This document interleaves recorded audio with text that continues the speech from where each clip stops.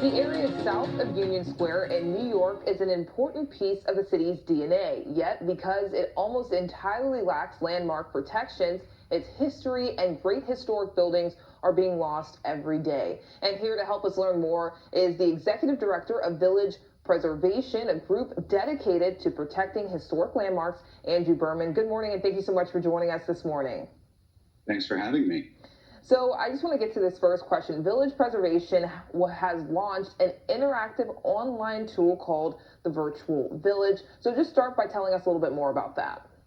Sure. It's a map and tool with a series of tours that show the history of this great area south of Union Square, where Greenwich Village and the East Village meet, which is remarkably rich in history, especially civil rights history connected to the African American civil rights movement, but also connected to the women's suffrage movement and some of the great artists, writers, musicians of the 19th and 20th century. And we want to bring that to life through this tool. And how were you able to collect all this information that goes into this app? Years of research, basically, scouring the internet, going to archives, doing interviews and visits. We compiled it from a whole range of sources. Interestingly, one of the biggest sources was the records of the House Un-American Activities Committee in the mid-20th century during the Red Scare, because so many of these were left-wing or left-leaning organizations, which basically any civil rights organization in the mid to early 20th century was considered. So we got a treasure trove of information from there. And I feel like people who would not normally know all this information about these historic landmarks and these historic buildings, they're able to do so all across the country. Was that one of your purposes for doing this? Yeah, absolutely. It allows us to reach an audience far beyond the bounds of the neighborhood or even the city. And these are historical movements, people, events of interest to people throughout the globe. Whether it's Malcolm X or Langston Hughes, W.B. Du Bois, a whole range of Bessie Smith, Billie Holiday, a whole range of great figures connected to African American and other both civil rights and cultural movements that were centered in this neighborhood. They have an audience far beyond the boundaries of our neighborhood, and we want to connect people to it. No, I love that. So what other successful campaigns have y'all launched over the years? Sure. Well, we've been able to get about 1,250 buildings landmarked in New York City, which is no small task. It's a city where, real estate is king, and it's an important part of the lifeblood of the city, but so is preserving and protecting a lot of that history. So that's been a big part of what we've been able to accomplish over the years. And Greenwich Village and the East Village, the neighborhoods we represent, are some of the most historic in all of the city.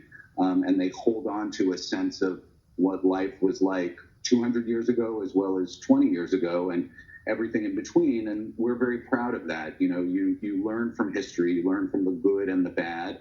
And there's a certain, kind of charm and sense of place that you get from somewhere where everything isn't built anew, that really can't be recreated. And we work very hard to preserve and protect that. Why is preserving these historic buildings so important to minority communities? Well, one of the really interesting things that we find is how much of the history in our neighborhoods as well as elsewhere that is connected to minority communities is erased. It's forgotten, it's overlooked, it's not valued. And one of our main goals has, in fact, been to lift up that often overlooked, often erased history.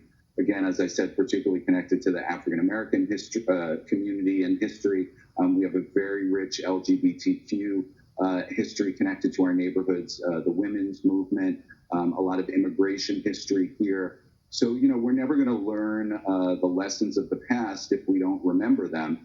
And we're never going to be able to appreciate the struggles of the people who brought us to the place where we are today, who made the progress that we made. And we're never going to make future progress if we don't understand how we got here and what was involved in getting us here. That is such an important point. So just lastly, how can people get involved and support efforts to protect these very important pieces of history? Sure. Well, first of all, just go to our website, villagepreservation.org. You'll be able to connect with the interactive map. You'll also be able to get involved with our many campaigns to try to protect the history of our neighborhood. And, as I mentioned, for the south of Union Square area, we are particularly interested in the African American history, which is both so overlooked and so important and unique here. It was where the NAACP was headquartered for many years, first started flying the "A Man Was Lynched Yesterday" flag.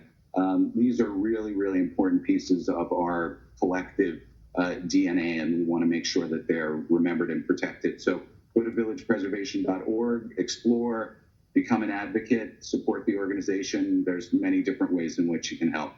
Perfect. Thank you so much for sharing this information and just giving us insight into this that I'm sure a lot of people didn't even know about. We really appreciate you joining us this morning. Thanks for having me. Well, now to other news. President